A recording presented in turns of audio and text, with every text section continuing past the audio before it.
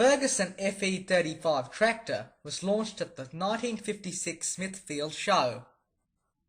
The four-cylinder standard engine was, depending on specification, able to run on petrol, vaporizing oil, diesel or lamp oil.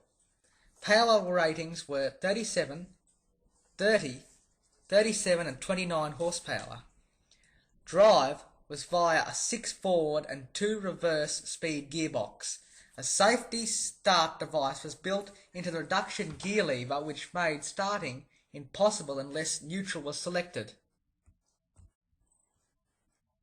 Deluxe versions of the FE35 were equipped with live power takeoff and hydraulics. This transformed the usefulness of the tractor when using power takeoff driven implements, such as balers and root crop diggers.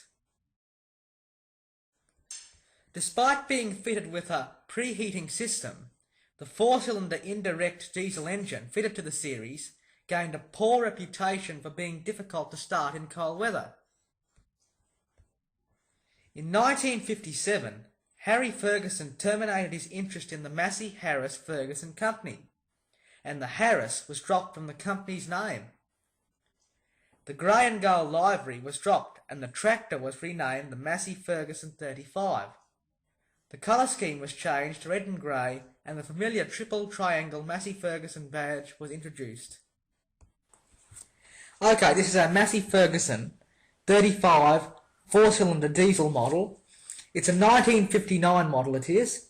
So now we're going to run through some basic maintenance procedures before we start it up. Okay, the first thing we need to look at is the battery.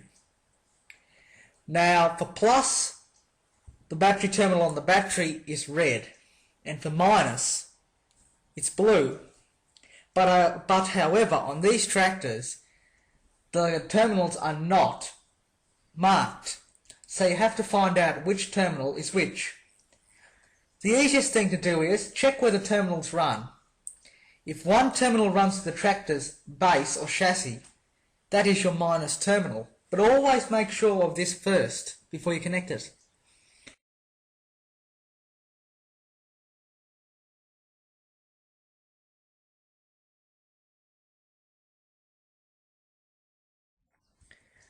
Make sure you check water levels in the radiator and also oil levels by pulling the dipstick out and just checking it.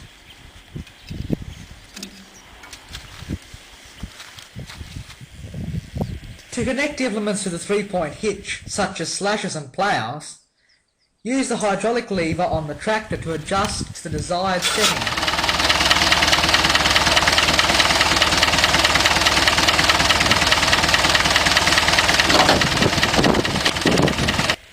If you find that you can't get the arms on the right level, use the manual knob on the left arm.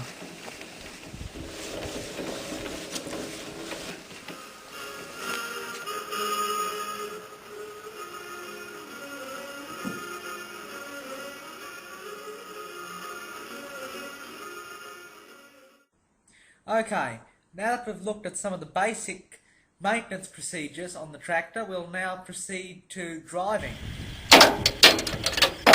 Make sure all gear levers are in neutral.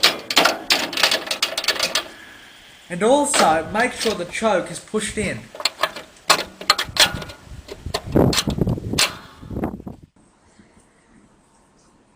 Depress the clutch pedal fully and push the throttle down just a bit. Then turn the preheater switch on and then turn the key. The starting of this tractor depends on the weather conditions.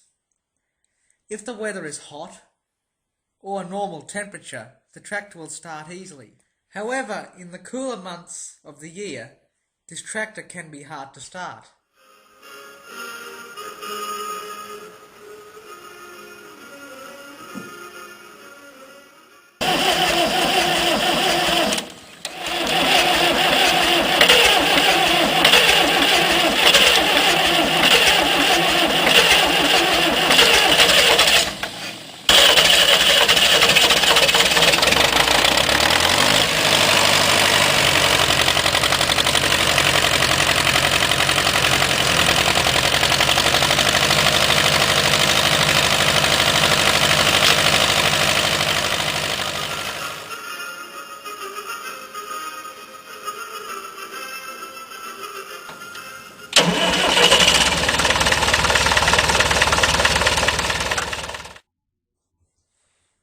as you can see, this tractor starts a lot differently in different weather conditions. So now let's take a look at it running.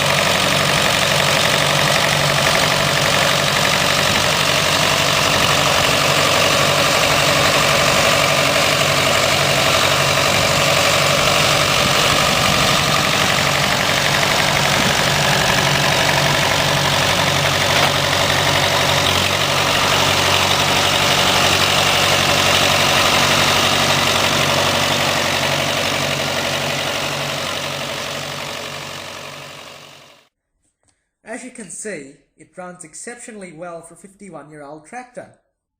Another credit to this machine's build quality is the tyres, with the two rear and the left front ones being original fitment.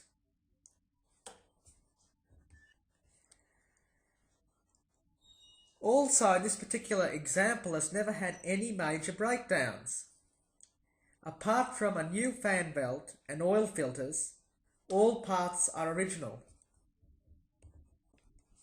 In 1960, Massey Ferguson changed from the hard-starting Coventry-built four-cylinder in the 35 to the highly popular Perkins three-cylinder unit.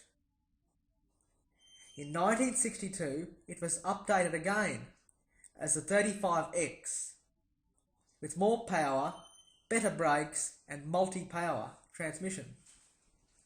This was to be the last update on this model. With the launch of the Red Giants in 1964, the 130, the 135, 165 and 175 tractors replaced the iconic 35X and 65 models. Boasting modern styling and more power, these proved highly popular models during the 1960s and 70s, and a lot of these are still at work on farms to this very day. Massey Ferguson went on to build more class-leading tractors during the 1980s and 1990s. However, during the late 80s, early 90s, Massey Ferguson began to find it hard to survive alone. By the mid-90s, it was part of the massive AGCO empire.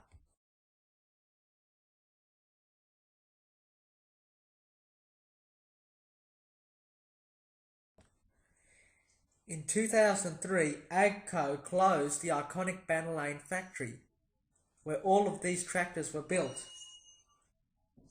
It was an end of an era, but as part of AGCO, the Massey Ferguson name lives on.